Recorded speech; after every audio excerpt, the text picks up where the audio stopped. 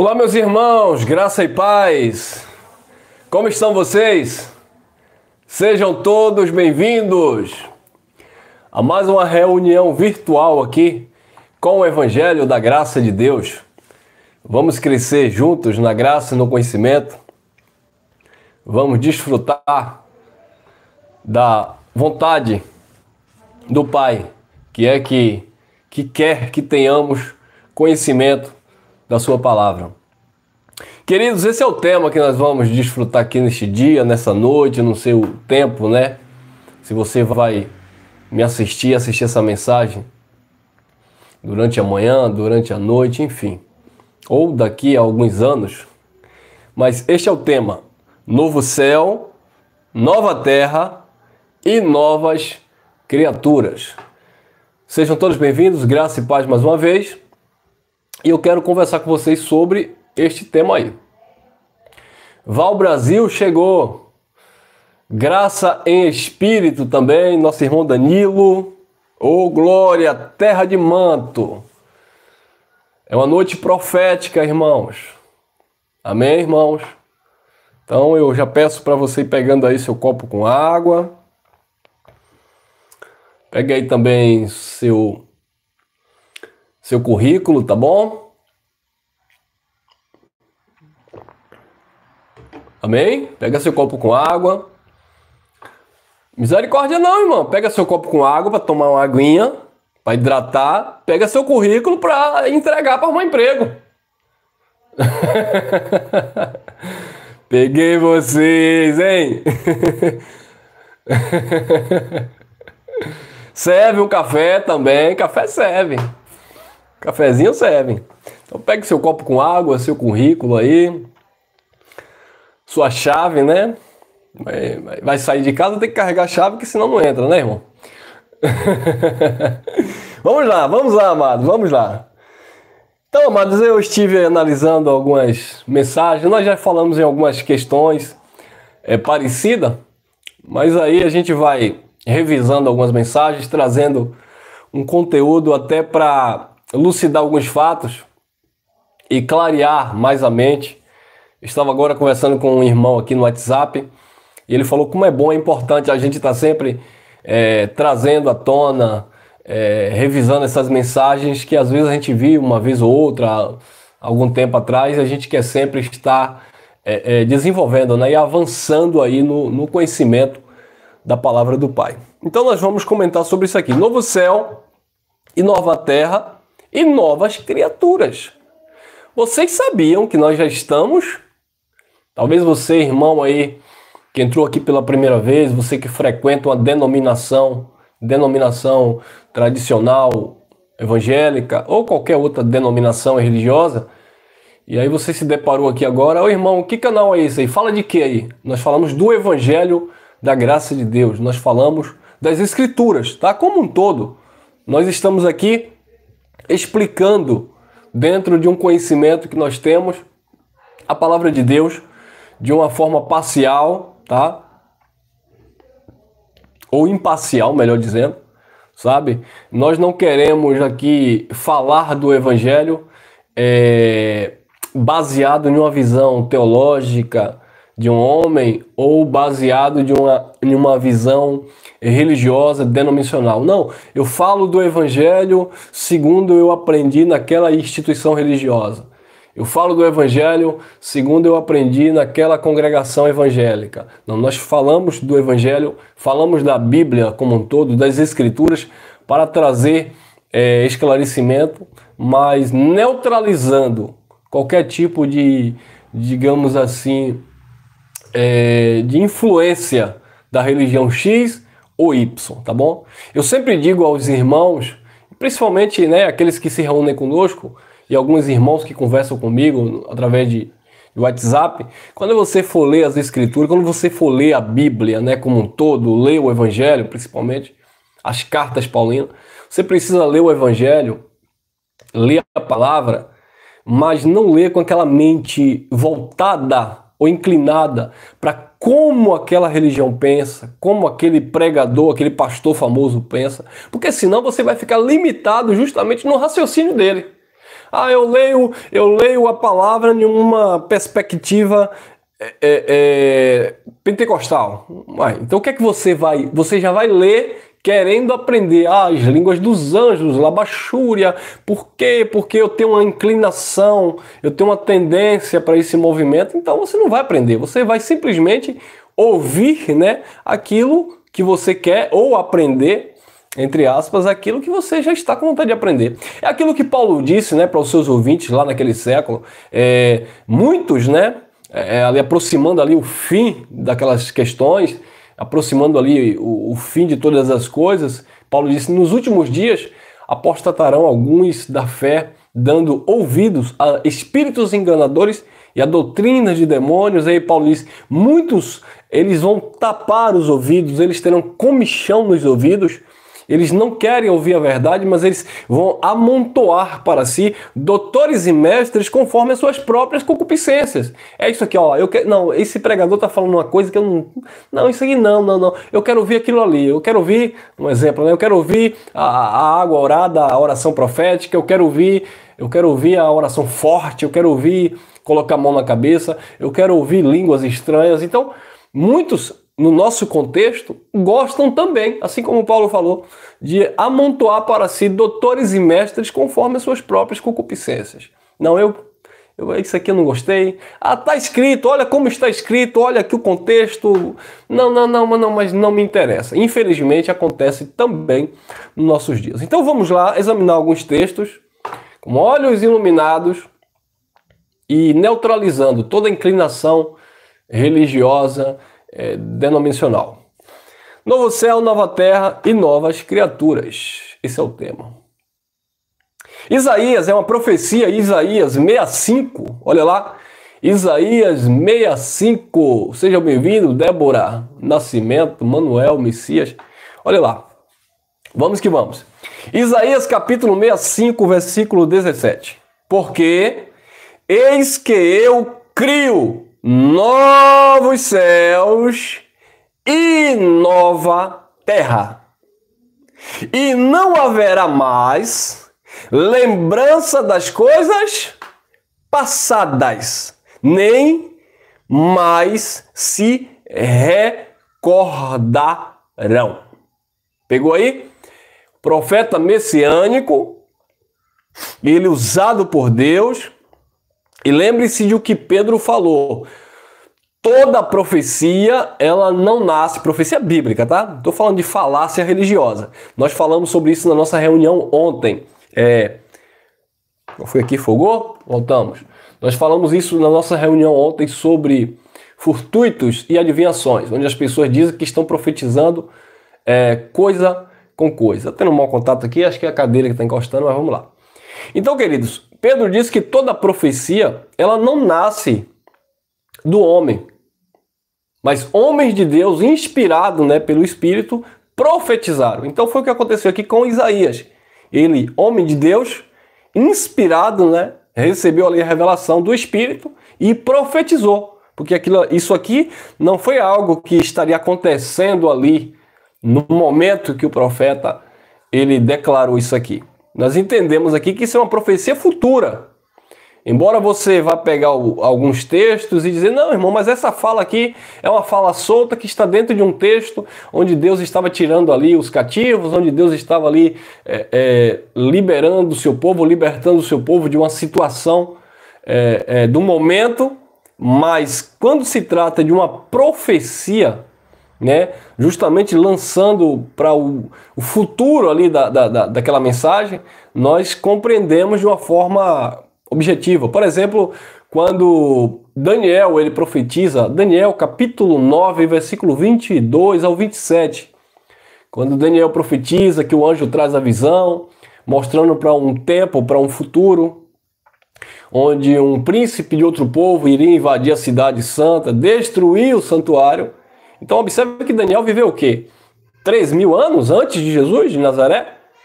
E no ano 70, a profecia de Daniel se cumpriu, quando um príncipe de outro povo, falando dos romanos, né, que invadiram ali Jerusalém, a cidade santa, e destruiu o santuário, assim como profetizou Daniel, disse o próprio Jesus. Mateus, capítulo 24, versículo 15, o próprio Jesus confirma a autenticidade da profecia de Daniel. Então, não é diferente aqui com Isaías, quando ele diz: porque eis que crio novos céus e nova terra, e não haverá mais lembrança das coisas passadas, nem mais se recordarão. Ou seja, vão esquecer das coisas passadas. Interessante que o apóstolo Paulo, na sua narrativa aos Filipenses, ele diz: não que eu seja perfeito, lá no capítulo 3, no versículo 12 em diante, não que eu seja perfeito, mas uma coisa eu sei, esquecendo-me das coisas que para trás ficaram, eu prossigo para o alvo, eu prossigo para a frente, eu lanço para fora, eu lanço para trás, né? Eu esqueço aquilo que ficou para trás. Então, é bem semelhante, é claro que Paulo estava falando também da sua prática religiosa no judaísmo, né? Que ele deixou para trás.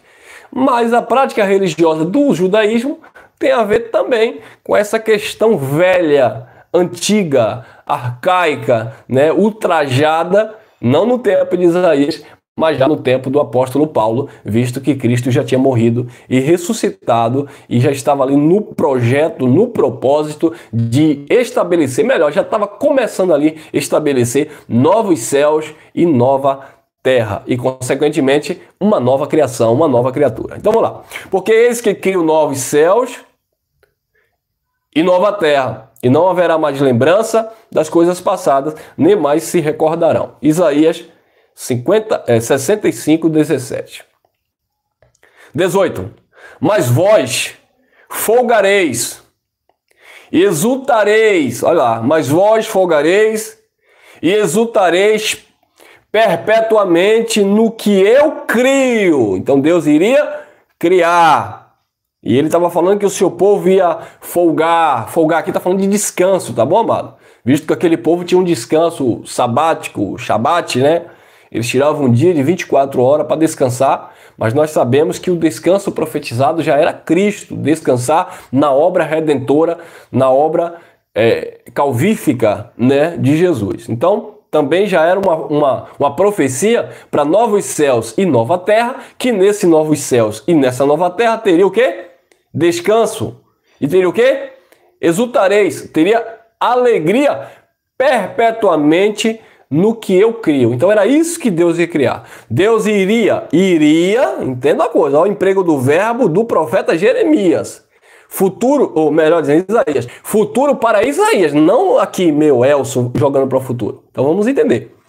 Para o futuro de Isaías, quando ele profetizou, Deus iria criar novos céus e nova terra, e nesse novos céus e nessa nova terra, onde teria que esquecer as coisas que ficaram para trás, ele também ia dar o que ao seu povo? Mas vós folgareis e exultareis, teria descanso e alegria perpetuamente no que eu crio, naquilo que Deus iria criar. Porque eis que crio, novamente, ó, para Jerusalém uma alegria e para o seu povo um gozo, né? Uma felicidade, um prazer, né? Nesse sentido aqui a tradução. Então, isso foi profetizado, amado. Profetizado o que, irmão? Um novo céu e uma nova terra, né? Onde haveria alegria, onde haveria descanso, perpetuamente, né? E era Deus que estava criando. Agora, interessante aqui, para Jerusalém uma alegria e para o seu povo um gozo. A minha pergunta é, se o sistema religioso, eles pegam esses versículos aqui, e ele diz que o novo céu e uma nova terra é quando Jesus destruir, é quando Deus vier na sua glória e destruir o planeta Terra, o cosmo. Eles acreditam que o cosmo será destruído a fogo. Bom, se eu pego esse texto e acredito que o cosmo, o planeta Terra, será destruído a fogo e Deus vai criar literalmente, olha aqui você aí, você pentecostal, você religioso, você de qual seja a sua ramificação, ou denominação, ou religião, ou seita, enfim, mas que você usa a Bíblia como uma base. Então vamos lá. Se criar novos céus e nova terra é sinônimo de ter que destruir o cosmo, o planeta Terra, nós vamos ter alguns problemas aqui. Vamos tentar resolver algumas problemáticas. Primeiro que o escritor do Eclesiastes, né, nós sabemos que foi Salomão, ele diz que geração vai, geração vem, mas a terra permanece para sempre. Então a terra não se acaba, a terra permanece para sempre. O cosmo, a criação, nesse sentido, permanece para sempre. Então como é que eu vou usar isso aqui e dizer que Deus iria criar novos céus e nova terra depois que destruir a terra? Não, não existe isso aqui. Deus iria criar novos céus e nova terra, mas dentro desta terra. Dentro desse conceito de cosmo, de mundo que nós conhecemos. E não fora. Não é que Deus ia destruir a terra, ou vai destruir, como os futuristas acreditam, e depois ele vai criar um novo céu e uma nova terra. Ele diz que a nova Jerusalém, lá do céu, e nós vamos subir para o céu, para as ruas de ouro e de cristais. E lá tem um rio, tem um riacho lá, porque eu li em Apocalipse assim, e entendi literalmente assim. Mas não é assim. É porque lá tem um rio de águas cristalinas e nós iremos lá passear naquelas águas. Ué, o espírito vai pisar na água, vai se molhar? Eita, tem gente que não gosta de tomar banho, hein? Ainda mais tempo de frio e lá no céu tem água, né, cristalina, e aí como é que fica o negócio? E vai tomar banho de quê? De sunga? De biquíni? Ou vai tomar banho nu? Não sei também. Pergunte aí o sistema religioso. Eles inventam essas coisas, então eles vão ter que explicar também. Então, querido, criar novos céus e nova terra, isso é uma expressão de algo que seria estabelecido pelo Eterno. Isso aqui não é literal, criar novos céus e nova terra. É algo que seria estabelecido, que o seu povo iria receber a revelação e iria compreender perfeitamente. Por quê? Porque ele ia trazer nessa criação, nessa nova criação, novos céus e nova terra, naturalmente ele ia trazer uma nova criatura, né? E essas novas criaturas iam agora o quê? Folgar e exultar, ou seja, mas vós folgareis e exultareis perpetuamente no que eu crio, porque eis que crio para Jerusalém uma alegria e para o seu povo um gozo. Agora, interessante que está falando aqui que é para Jerusalém. Se fosse criar novos céus e nova terra no sentido literal, como o sistema religioso acredita, Deus teria que destruir a terra e criar um novo céu e uma nova terra. Aí tem um problema. Só para Jerusalém. E nós brasileiros íamos para onde?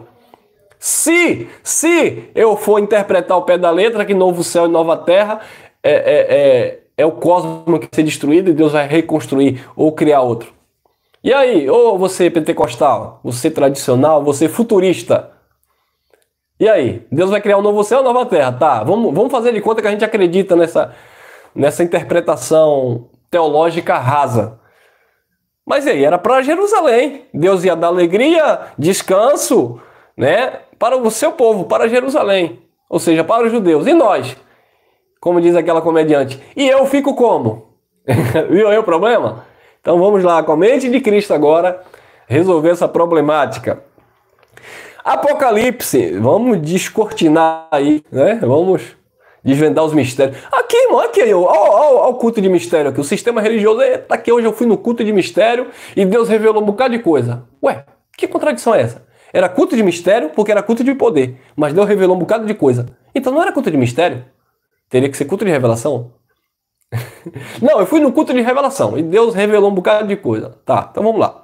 Então vamos revelar os mistérios aqui. Olha, Apocalipse capítulo 21, versículo 1 em diante. Nós vamos ler alguns textos aqui.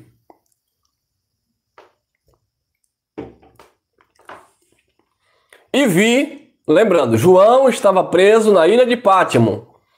Ele era prisioneiro de quem?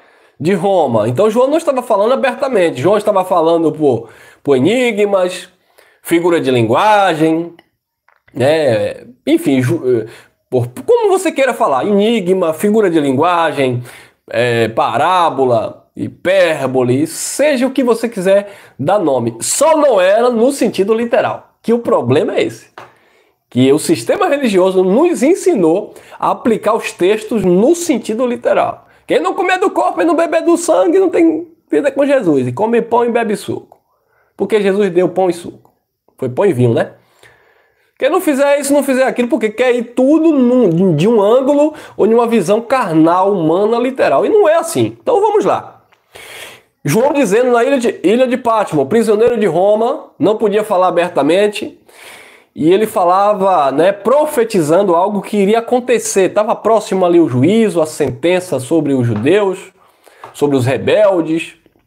Deus iria julgar o seu povo, como estava profetizado em Daniel, capítulo 9, 22 em diante, como estava profetizado em Daniel 12 também, como estava profetizado o sermão profético de Mateus capítulo 24, Jesus falando tudo aquilo, como estava profetizado, como Paulo também falou lá, a primeira carta aos Tessalonicenses, da nossa reunião com ele e a ressurreição ali dos mortos, do arpazo, né, arrebatado, tomado para si. Então tudo isso era ainda profecias, porque não tinha se cumprido ainda, tá? Então Paulo viveu uma graça sombria, por assim dizer, né? Paulo ministrou a graça, mas Paulo não viveu a plenitude da graça. Nós que estamos do lado de cá, depois do ano 70, né, examinando direitinho aí os escritos, a gente já percebe que houve, de fato, uma mudança a qual Paulo nem participou, porque Paulo morreu antes do juízo, de fato. Ou seja, antes do ano 70. E João está lá na ilha de Pátimo, e ele não podia falar abertamente, ele queria se referir à prostituição religiosa de Israel, né? Mas ele dizia o quê? A grande Babilônia vai cair. E o povo aí, os religiosos, para falar mal da religião do outro, ele diz que a grande Babilônia é Roma, né? É a Igreja Católica Romana, que também é uma Babilônia, como as evangélicas também são Babilônias, tá? Babilônias, figura de linguagem. Então, quando João falava a grande Babilônia vai cair, João estava se referindo a Jerusalém terrena e às suas práticas legalistas, com seu pacto terreno, pacto da lei de Moisés. A lei iria cair. A grande Babilônia, as práticas religiosas oriundas do judaísmo ia cair. Jesus na cruz ia rasgar o escrito de dívida, ia consumar uma eterna redenção, iria pagar a transgressão do seu povo, né? O templo, que era o símbolo maior do judeu, o símbolo ali dos sacrifícios e da adoração no judaísmo, o epicentro ali do judaísmo também iria cair. Então é isso que João estava falando. A grande Babilônia vai cair, viu? Era isso. Era aquele sistema religioso judaico que iria cair,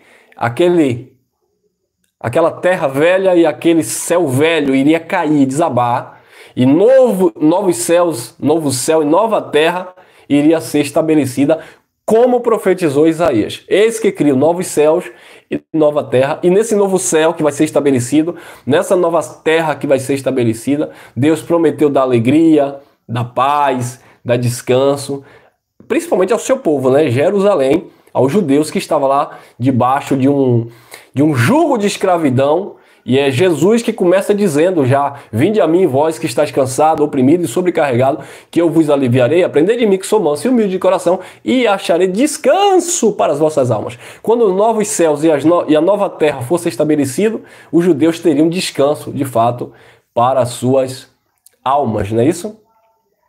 Então João vai dizer: e vi novo céu e uma nova terra, porque já o primeiro céu e a primeira terra passaram, e o mar já não existe. E agora? Não, irmão, novo céu. Volta aqui para o sistema. Novo céu e nova terra é uma cidade que Deus vai construir no céu. Irmão? Deus vai construir no céu?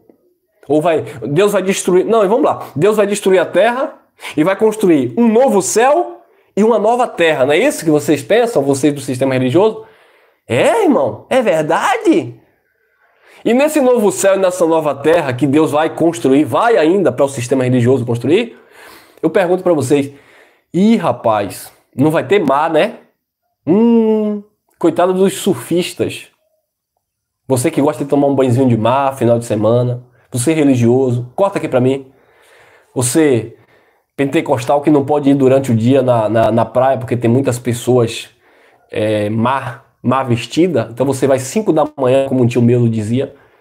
Então no novo céu e na nova terra que Deus vai criar, né, na sua concepção, não vai ter mar, né? Então aí você não vai poder tomar banho, mas vai ter mar. Bom, irmão, e aí se não vai ter mar, mas vai ter água, né? Porque vai ter o rio, não é isso? Sim, vai ter o rio. Então vamos lá. E vi um novo céu, uma nova terra, porque já o primeiro céu e a primeira terra passaram, e o mar já não existe. O que foi o primeiro céu e a primeira terra que já passaram? A primeira aliança, irmãos. É isso que João estava declarando. Lembrando que João era um prisioneiro, ele estava falando por figura de linguagem, por enigma. Então a primeira aliança, João já estava contemplando ali que haveria uma plenitude. Já estava na primeira... João já estava vivendo a primeira aliança. João já estava vivendo a graça. Só que João não entendia o evangelho da graça. João foi um pregador da circuncisão para os judeus. Mas ele já recebeu ali uma orientação para passar para as 7 igrejas da Ásia Menor. E ele disse que ele teve uma visão. Ele viu novo céu e nova terra, porque já o primeiro céu e a primeira terra passaram. A lei passou. O templo, logo ali, futuramente de João, né, logo próximo a João, iria cair. Então, o novo céu e a nova terra, João disse, ó, porque já passou o primeiro céu e a primeira terra já passaram. E o mar já não existe. O que mar que não existe? O mar não existe, que mar? Mar, na linguagem de João, na figura de João, na fala de João, como falei, é uma linguagem figurada, João se referia aos mortos. Ou seja, os mortos já não existirão. Por isso que o próprio João diz que nós já passamos da morte, João dizendo, não nós, eu e você, nós já nascemos na vida, nós estamos em vida em Cristo, reinando em vida. João disse para os seus ouvintes, nós passamos da morte para a vida. Vi novo céu e uma nova terra, porque já o primeiro céu e a primeira terra passaram e o mar já não existe. Irmão, como assim que o mar não existe? O mar está falando dos mortos? Sim, olha lá, Apocalipse 20, 13, acompanha comigo. E deu o mar os seus mortos. E deu o mar os seus mortos que nele havia. O mar deu os seus mortos que nele havia. E ele vai continuar. E a morte e o inferno, né? A sepultura, o Sheol, como queira entender, o Geena, só não é o inferno de lago de fogo, como o sistema religioso acredita. Porque foi inventado por Roma para meter medo no povo e tomar imposto, tomar dízimo, tomar dinheiro. E a igreja evangélica faz a mesma coisa. E deu o mar os mortos que nele havia, e a morte e o inferno deram os mortos. Deram no tempo de João ou iriam dar? Iriam dar. João já estava tendo uma visão, mas iriam dar porque o juízo ainda iria acontecer. E foi no juízo, de fato, que houve a ressurreição dos mortos, onde simbolicamente o mar deu os seus mortos, né? Houve uma ressurreição daqueles que estavam dormindo no Senhor, esperando a vinda do Senhor sobre as nuvens, como declarou Paulo. Houve uma transformação dos corpos, não é transformação física, literal, mas uma transformação de um estado de espírito, de um estado concernente às alianças, de um estado de glória, né, superior. Foi nesse sentido. O harpazo, o arrebatamento, tomado à distância, tomado para si, e isso iria acontecer no tempo de João. João estava declarando, profetizando, era uma visão, e isso estava próximo a acontecer na época de João. O inferno e deu o mar os mortos que nele havia, e a morte e o inferno deram os mortos que neles havia, e foram julgados cada um segundo as suas obras. Nós não vivemos na lei. Nós vivemos o tempo da graça. Melhor dizendo, na plenitude da graça, nem no tempo da graça. Quando Paulo lançou o fundamento. Mas nós já vivemos na edificação da graça, na perfeição da graça, na plenitude da graça, na totalidade da graça, na pátria. Nós já estamos glorificados, ressuscitados no Senhor, porque não tem nada a ver com o sentido literal, tem a ver com a condição espiritual que nós estamos e somos no Criador. Amém? Quem recebe? Oh, glória! Eu vi aí que você deu vontade de falar uns labachúria aí, você recebeu.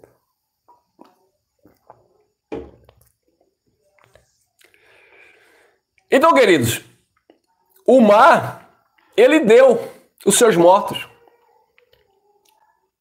E foram julgados cada um segundo as suas obras. Como era julgado segundo as obras? Na lei. Na lei era julgado segundo as obras. Então lá eles foram julgados e o juízo aconteceu. E eles foram julgados segundo, de fato, as obras. Porque no tempo da lei era pelas obras. Tem nada a ver com a igreja do século 21, o povo de Deus, os espíritos aperfeiçoados, que estão totalmente isentos de qualquer coisa do tipo. Apocalipse 21:2.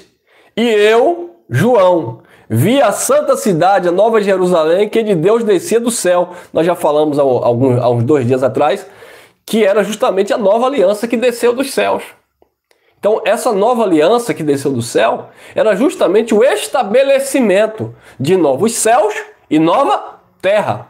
E esta nova aliança, este novo pacto, este novo concerto, iria reger as leis, né, espirituais. Por isso que Paulo diz assim, que nesse novo céu e nessa nova terra, nessa nova criação de Deus, porque a lei, Paulo falou isso aos Romanos 8:2, porque a lei do Espírito de vida em Cristo Jesus nos livrou da lei do pecado e da morte. Então, eu vi a santa cidade, a Nova Jerusalém, que de Deus descia do céu, adereçada como uma esposa ataviada para o seu marido. Então, essa nova aliança desceu justamente no estabelecimento. A nova aliança até que desceu primeiro, né, amado? Porque nós sabemos que Jesus inaugurou a nova aliança no sangue. Ele derramou sangue e inaugurou a nova aliança. Mas nós sabemos que ali houve o período da transição, né, da lei para a graça, quase 40 anos. Então o que acontece? A nova aliança foi estabelecida no sangue de Jesus, mas a plenitude da nova aliança só veio depois do juízo. Então, durante a morte de Jesus, a ressurreição e o ministério apostólico, principalmente também o ministério de Paulo ali entre os gentios, os pactos ainda estavam se cruzando. Então a nova aliança estava estabelecida, mas ela não tinha sido ainda aperfeiçoada, não estava plena, não estava completa. Mas já era, de fato, uma nova aliança dentro de um projeto novo de Deus. Novos céus e nova terra. Que era aquele conceito que iria sido implantado no lugar do primeiro céu e da primeira terra, que era a lei, né? O sistema mosaico. Vamos lá. Apocalipse 21:3. E vi uma grande voz do céu que dizia: Eis aqui o tabernáculo de Deus com os homens, pois com eles habitarei, e eles serão o seu povo, e o mesmo Deus estará com eles, e será o seu Deus. Não foi isso que Paulo já falava na carta aos Coríntios? Observe que no antigo pacto, na terra velha e no céu velho, Deus não habitava no homem. Deus visitava o homem, os profetas ali, inspirado pelo Espírito, profetizavam, mas Deus não habitava nos homens. Mas no novo céu e na nova terra, quando a nova aliança foi implantada e o novo céu e a nova terra foi estabelecida, aquelas pessoas passaram a ser novas criaturas, porque foram regeneradas mediante o Espírito Santo. E Deus agora iria habitar nessas pessoas. E eis aqui o tabernáculo de Deus com os homens, pois com eles habitarei, e eles serão o meu povo, o seu povo. E o mesmo Deus estará com eles e será o seu Deus. Por isso que Paulo disse: vós sois templo do Espírito Santo. Deus habita em vós. Sai do meio dele, povo meu, dizendo o Senhor. Apartai-vos e eu vos receberei como filhos e filhas, diz o Senhor. Porque nesse novo céu e nessa nova terra, Deus agora estaria habitando com o homem. Deus estaria no homem, porque o reino já foi estabelecido no novo céu e na nova terra. Você não está buscando o reino. Eles que viveram lá debaixo do primeiro céu e da primeira terra, quando eles receberam a mensagem da graça, eles foram transportados, disse Paulo, Colossenses, capítulo 1, versículo 3, disse Paulo, ele nos transportou do império das trevas, do primeiro céu e da primeira terra, e nos transportou para o reino do seu Filho amado, novo céu, 21:4. E Deus limpará dos seus olhos toda lágrima. Aí os futuristas dizem que isso aqui vai ser no céu. Que no céu Deus vai estar com lenço e aí vai chegar, ó. Ô, irmão. Baguncei até o cabelo aqui, né? Então, queridos, Deus limpará dos seus olhos toda lágrima, e não haverá mais morte, viu aí? Porque na nova aliança, disse Paulo, nós passamos da morte para a vida, porque a lei do Espírito de vida em Cristo Jesus, nos livrou da lei do pecado e da morte. No novo céu e na nova terra, eles se tornaram novas criaturas, onde não tinha morte. Olha lá. E Deus limpará dos seus olhos toda lágrima, e não haverá mais morte, nem pranto, desespero, que era isso que eles viviam lá no Antigo Pacto. Desespero, pranto, angústia, né? Nem pranto, nem clamor, nem dor, né? Não haverá ranger de dentes, porque já as primeiras coisas são o quê? Passadas. Já passou o primeiro céu e a primeira terra, como nós lemos lá em Isaías. E Deus criou, como estava profetizado, um novo céu e uma nova terra, onde Deus, no lugar do pranto, ele deu o quê? Alegria. No lugar da morte, ele deu o quê? Vida. No lugar do choro, ele deu o quê? Paz. Ele enxugou todas as lágrimas. Isso é a plenitude da graça de Deus, que eles não viveram. Os judeus não viveram, nem Paulo viveu, mas que nós estamos inseridos. É porque eu não vou chorar, literalmente? Não tem nada a ver uma coisa com a outra. É porque eu não vou sentir dor? Claro que nós sentimos dores. Todos nós sentimos dores, né? Eu mesmo estou chegando aí a quase 40, e aí, meu irmão, começa a sentir umas dores. Ai, como eu tenho saudade dos meus 25 anos, 26, que eu parecia um foguete. Hoje já é diferente, tem que ir devagarzinho. Então, amado, enxugar dos olhos as lágrimas, e não haverá mais morte, nem pranto, e nem clamor, e nem dor, porque as primeiras coisas já são passadas, porque já as primeiras coisas são passadas, não tem nada a ver lá no céu, na eternidade. Tem nada a ver na morada eterna, não. Era uma aliança que seria estabelecida, onde novos céus e novo céu e nova terra seriam implantados, onde as pessoas seriam novas criaturas, ou seja, estariam em uma posição superior de glória, perfeitos em Cristo Jesus, tá bom? Mas o sistema, infelizmente, gosta de futurizar isso aqui e jogar lá para não sei para onde. Vamos lá. Apocalipse 21:5. E o que estava sentado sobre o trono disse... O que estava sentado onde? Sobre o trono. Quem estava ainda aqui assentado sobre o trono? A manifestação do Filho do Homem, Jesus de Nazaré. Ó, irmão, mas Jesus aqui já tinha ressuscitado, sim, mas o ministério ainda era do Filho do Homem. Porque Paulo, quando escreve aos Hebreus, ele disse, tendo antigamente Deus falado aos pais pelos profetas, agora nos falou pelo Filho, a quem constituiu o herdeiro de tudo, por quem também fez o mundo. Então, até o juízo, o ministério ainda era do Filho do Homem. Por isso que eles esperavam a manifestação do Filho do Homem. Eles esperavam o Filho do Homem vindo sobre as nuvens. Nós não estamos esperando o Filho do Homem vir sobre as nuvens, porque nós não estamos vivendo a transição. Nós não estamos vivendo lá o ministério apostólico. Nós estamos vivendo o ministério do Espírito. Nós estamos debaixo do ministério do Espírito, ou seja, da plenitude da graça, onde de fato já está 100% estabelecido novos céus e nova terra, e nós somos já totalmente novas criaturas. Já nascemos, melhor dizendo, com o nosso espírito em um estado aperfeiçoado, novas criaturas nesse sentido. E o que estava sentado sobre o trono disse, eis que faço nova todas as coisas.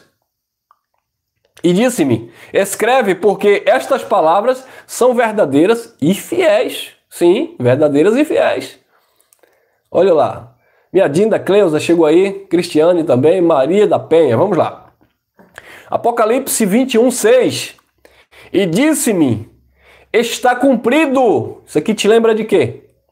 Jesus dizendo, João 19:30, está consumado. Tetelestai, está cumprido. João também ouviu essa mesma voz.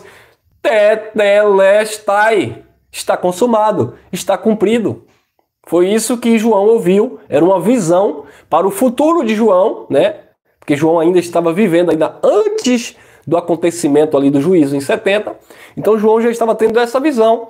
Está cumprido, está consumado. Tetelestai.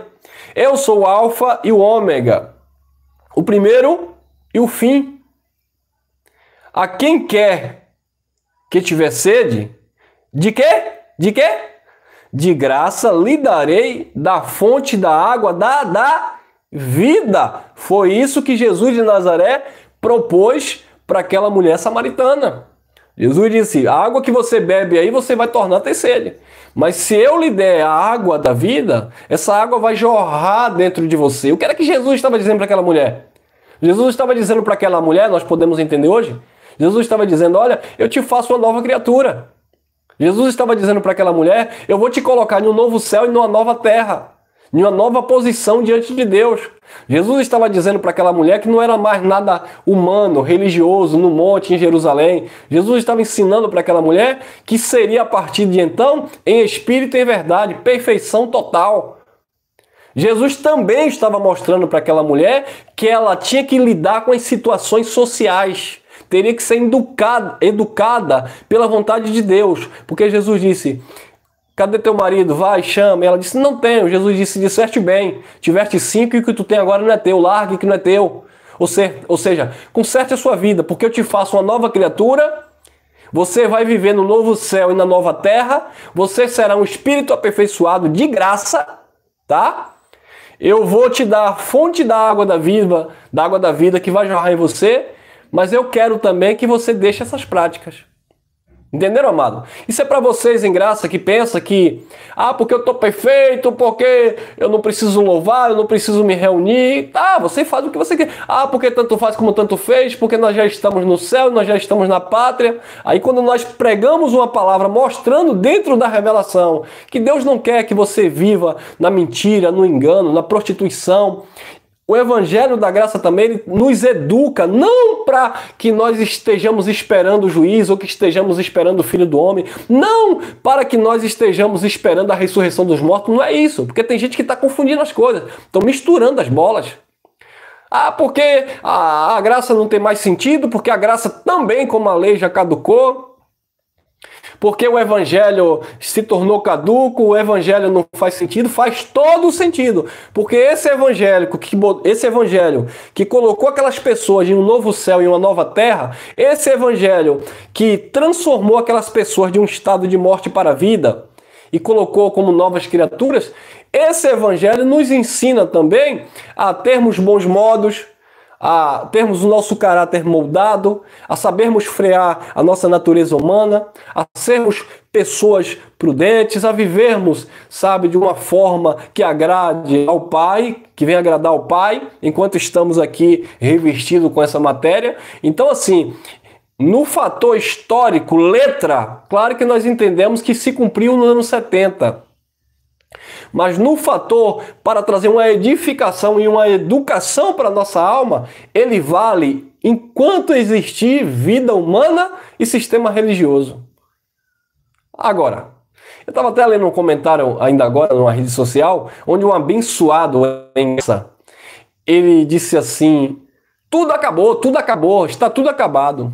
E aí eu fiquei achando interessante a colocação dele. Em breve eu vou estar trazendo essa reflexão. Aceita até 70. Aceita até 70. Ele disse que tudo acabou. Então tudo está completo, tudo está pleno, porque nós estamos vivendo de fato na plenitude da graça. Então tudo acabou. A Bíblia, segundo eles, que já é um grupo grande que está crescendo, Jair, não faz sentido a graça, não faz sentido o Evangelho, porque não foi para nós, BBB, bababá, que não faz sentido se reunir para aprender essas questões, que não faz sentido louvar, não é doutrina, mas sentido faz, claro que faz. Porque para ele tudo acabou. A vontade que me deu foi perguntar também se já acabou a raça humana. Se já acabou também os nossos irmãos que estão aqui próximo eu tenho, no sistema religioso, enganando e sendo enganado. Se já acabou também as nossas vontades, digamos assim, humanas, fisiológicas. Acabou? Tudo acabou? Você tem vontades fisiológicas? Então não acabou nada, irmão. Tudo que acabou foi as profecias acerca daquilo que iria acontecer até o juízo.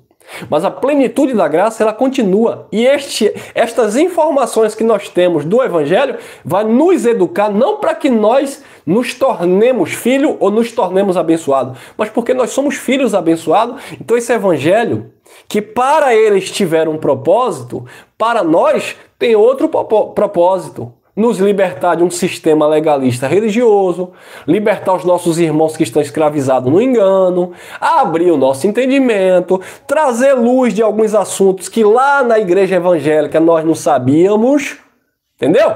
Então o evangelho sempre vai nos beneficiar, direta ou indiretamente.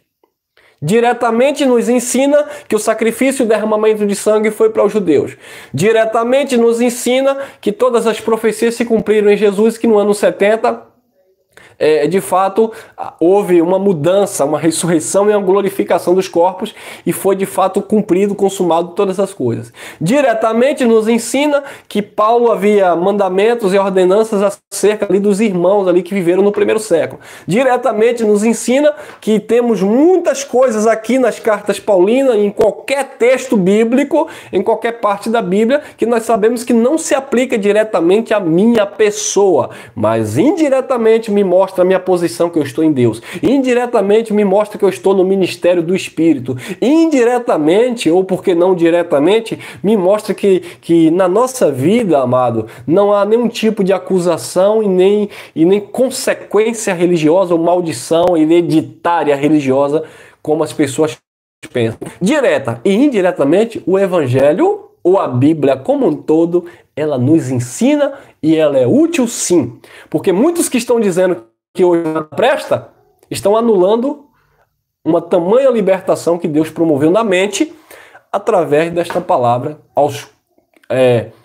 Os mesmos estão dizendo que nada presta para nós. Pense bem e cuidado com isso. E disse-me mais, está cumprido. Eu sou o Alfa e o Ômega, o princípio e o fim. A quem quer que tiver sede, de graça, lhe darei a fonte da água da vida. E foi isso que Jesus lhe dá, graça. Graça. Pela graça sois salvos. E a salvação ali era a salvação daquele conceito de terra velha e céu velho. Então eles foram salvos para novos céus e nova terra e ganharam uma identidade nova, novas criaturas. Pela graça sois salvos por meio da fé, isso não vem de vós, é dom de Deus. Quem está acompanhando aí o raciocínio, tá legal, tá absorvendo? Vamos lá. 2 Pedro, capítulo 3, versículo...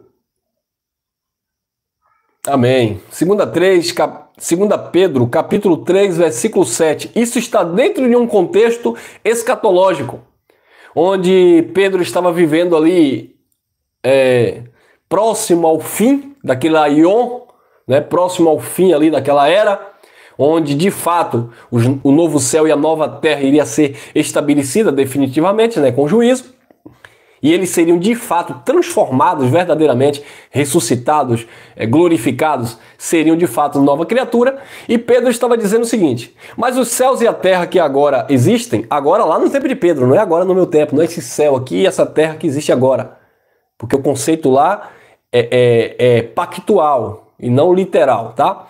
Mas os céus e a terra que agora existem, pela mesma palavra, se reservam como tesouro e se guardam para o fogo. Até o dia de quê? Até o dia de quê?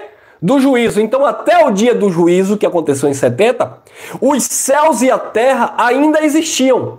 O quê? O que céu e a terra que ainda existiu? O primeiro conceito pactual, o sacrifício, as oblações, o mandamento de condenação e morte, o ministério de condenação e morte, sabe? A prática das obras, a justificação pelas obras. Então aquele novo céu, melhor dizendo, aquele céu e aquela terra ainda estava existindo no tempo de Pedro, embora Pedro já estivesse vivendo aqui depois da ressurreição de Jesus. Mas os pactos ainda se cruzavam.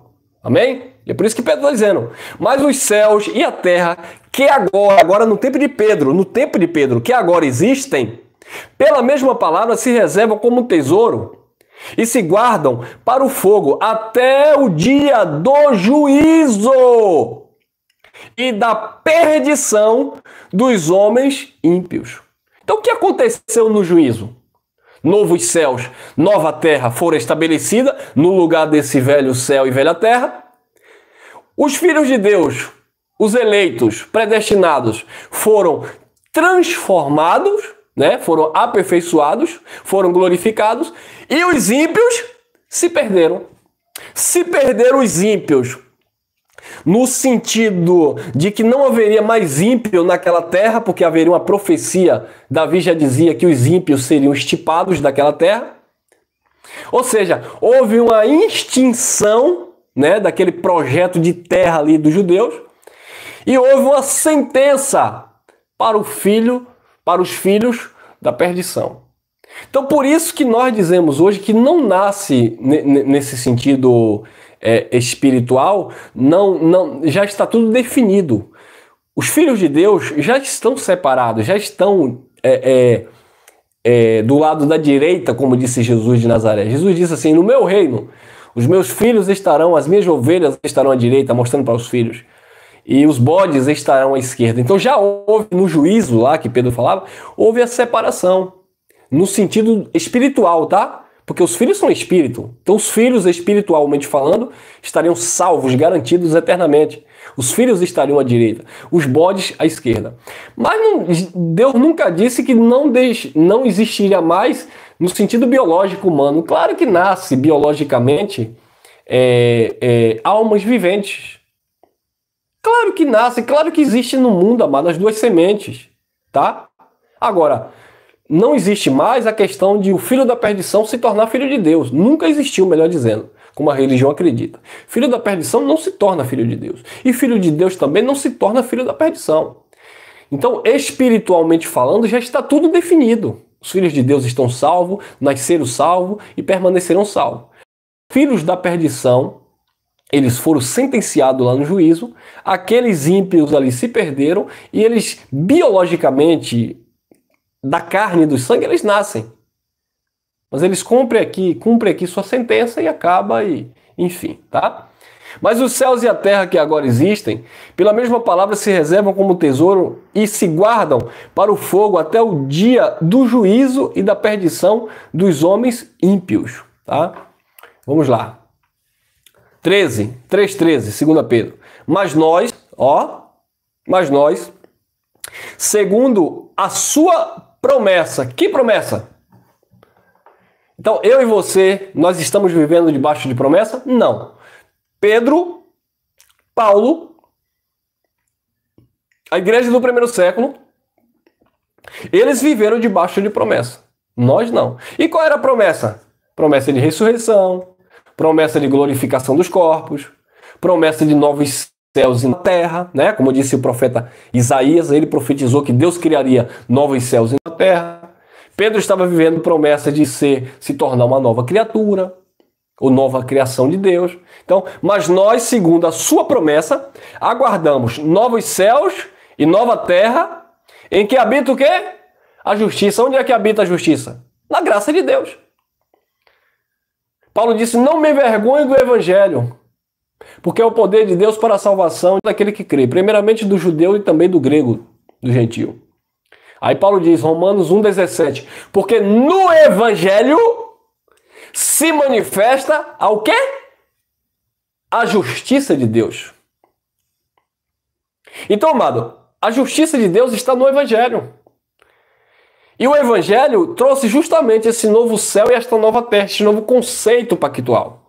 E Pedro disse, mas nós, segundo a sua promessa, aguardamos novos céus e nova terra em que habita a justiça. Ou seja, falando da plenitude ali da graça que iria de fato habitar, né, a justiça. E nós estamos nessa plenitude, nesse novos céus e nova terra, como nova criatura, onde de fato habita a justiça.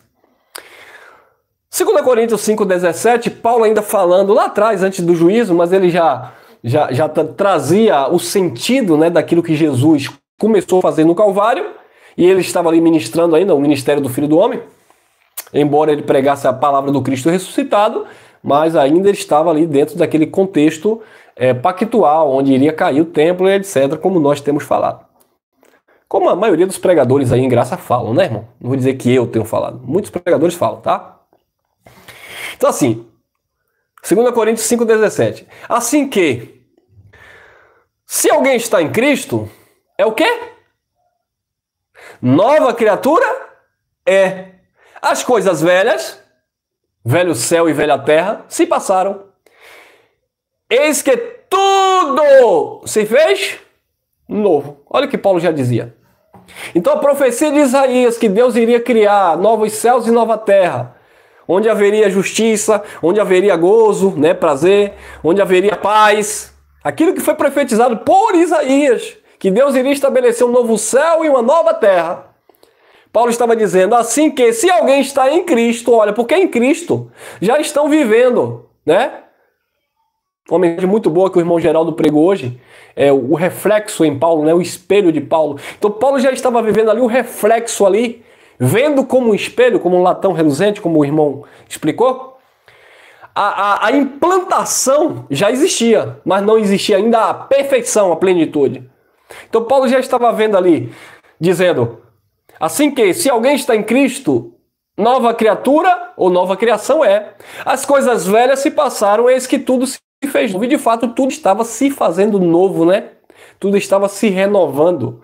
Por isso que Paulo também escrevendo aos Hebreus, ele disse, aquilo que é velho e se acaba, perto está do fim. Ou seja, as alianças ainda estavam se cruzando, então verdadeiramente iria chegar um momento, e houve em 70, que acabou definitivamente o primeiro céu e a primeira terra e a primeira criação de Deus, e foi estabelecida plenamente, completamente, novos céus e nova terra, dentro da plenitude da nova e eterna aliança, onde todos estão perfeitos, seja judeu ou seja gentil. Gentil modo de falar, porque para Deus, nesse novo céu, nessa nova terra, não existe mais gentil ou judeu, circuncisão ou incircuncisão, mas sim ser, a importância é ser novas criaturas. Nós vamos falar sobre isso. Assim que se alguém está em Cristo, nova criatura é. As coisas velhas já passaram, eis que tudo se fez novo, e verdadeiramente tudo se fez novo. Olha lá, aí, olha aí.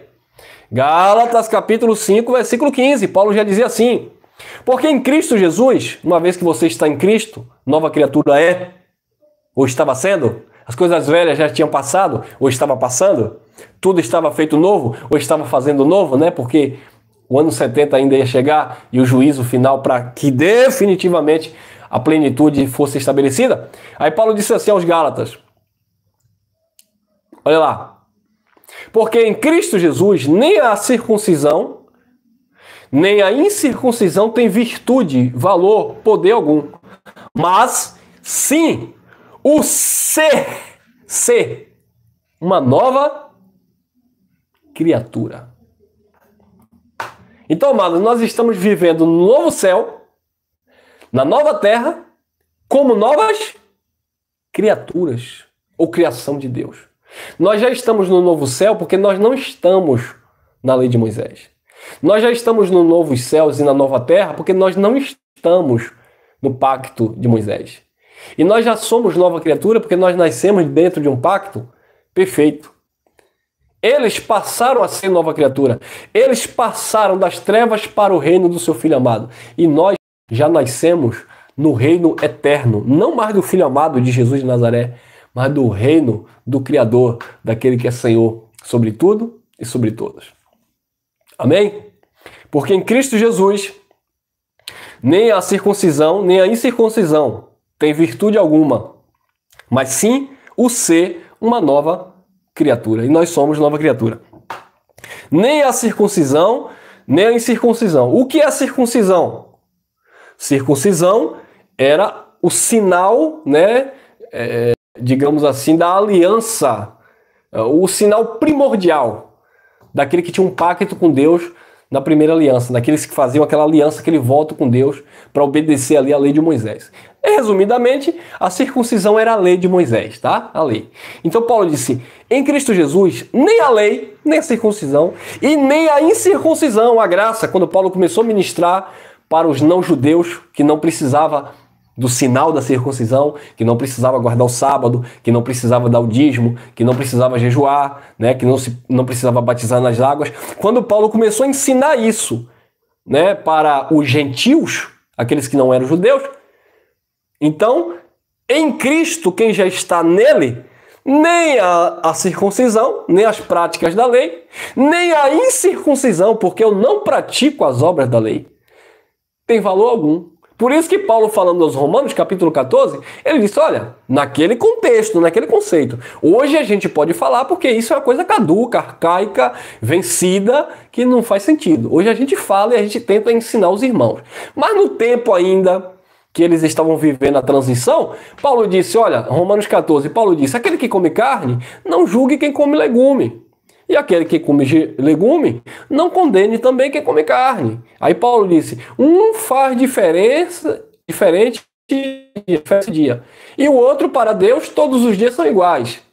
Então, assim, não receba o teu irmão por contenda, falando. Ou seja, aqueles irmãos lá do primeiro século que guardavam o sábado, Paulo dizia, para o Senhor eles guardam. Por quê? Porque eles estavam vivendo ainda na transição pactual. Eles estavam vivendo ainda no primeiro céu e na primeira terra. Eles estavam vivendo ainda como nova ou como velhas criaturas que estavam passando por uma metamorfose, como uma lagarta que vai se transformando em uma linda borboleta e até criar asa e voar.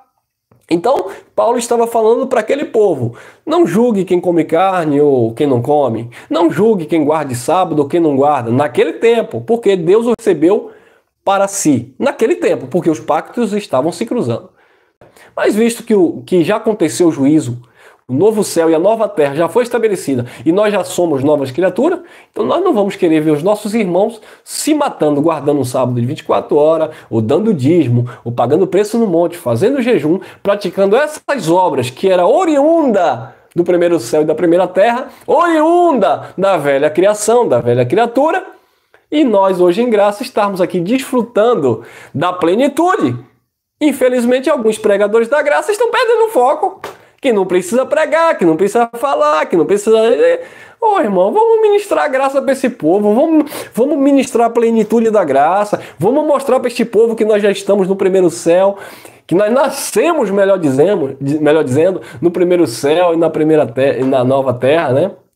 Nós já estamos, melhor dizendo, no novo céu e na nova terra, e nós já somos nova criatura. Eu chego a ficar nervoso. É tanta coisa linda que o Evangelho nos apresenta, é tanta revelação.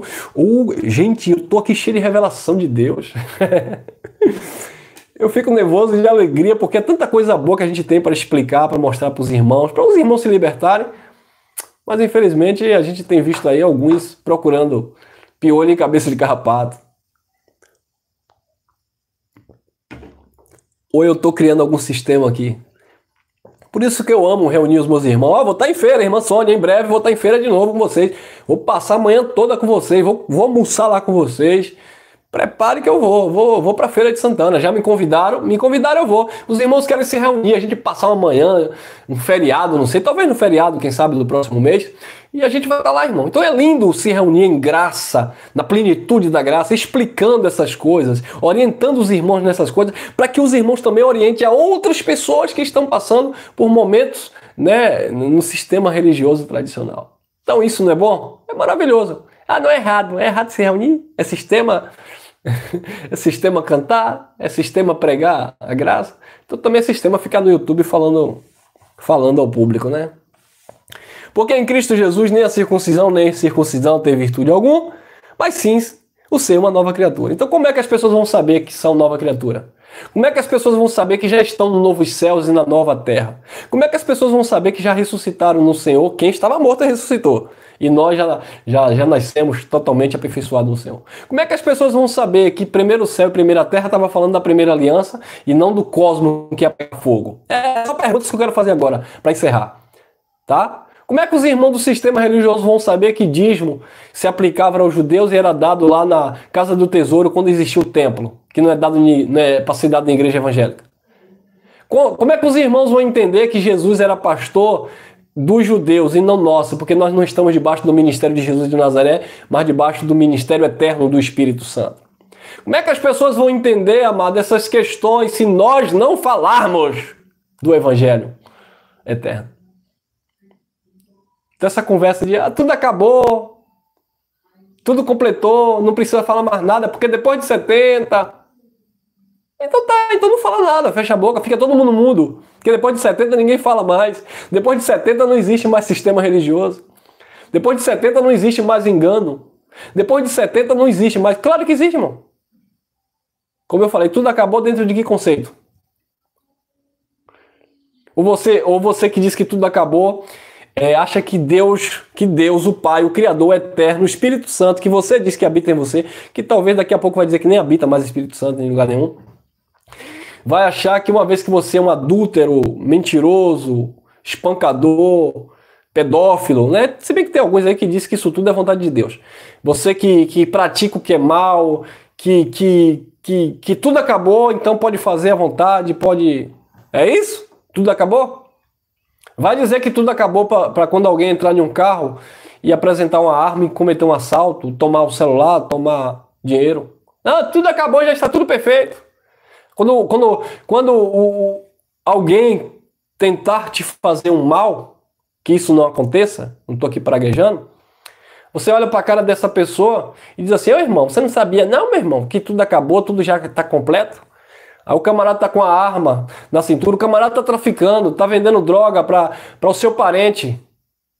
Você tem uma palavra que pode sim, não estou garantindo de nada. Mas se ele é um filho de Deus, ele pode ser educado a deixar lá aquele tráfico. Ele pode ser educado a deixar aquela bebida maligna que ele usa como desculpa para bater na esposa. Sabe? Você pode educar essa pessoa com o evangelho, mas você vai chegar para essa pessoa que faz o mal, que vende droga, para essa pessoa que estupra, e vai dizer assim para ele assim: olha irmão, ô você aí, tudo acabou porque no ano 70 o juízo já foi ordenado. É essa a mensagem que vocês têm agora? Que não precisa pregar o evangelho, que não precisa se reunir. Quem não precisa se reunir até concordo com você, que não é necessário. Mas quem quer se reúne. Nós somos livres. Tá? Porque tudo acabou. Porque nós já estamos no céu. Vai falar para alguém que vai te roubar e diz assim: irmão, tu não pode me roubar mais. Por quê? Porque eu já estou no céu, eu já estou na pátria. O cara vai olhar para você e vai dar um brocão na sua cara. Jesus disse uma coisa bem interessante, eu gosto muito de frisar esse versículo. João, capítulo 6, versículo 63. Jesus disse: as palavras que eu vos digo são espírito e vida. A carne para nada presta. Você tem que separar o que é da carne, o que é do social, o que é do espiritual. Você tem que separar o que é santo do profano. Você tem que separar as duas naturezas. Nós temos uma natureza espiritual perfeita, mas temos uma natureza carnal debilitada. E o evangelho, ou até mesmo a lei de Moisés, sempre atuou na vida do povo de Deus como um limitador de ações, de atitudes carnais. Seja na lei como no tempo da graça. Freando, tentando ali. Na lei tentava dominar e não conseguia, né? Porque o homem nunca cumpria a lei. Mas no tempo da graça, Paulo ensinou também muito isso. Santifica o Senhor o teu corpo, a tua vida. Que Deus habita em você.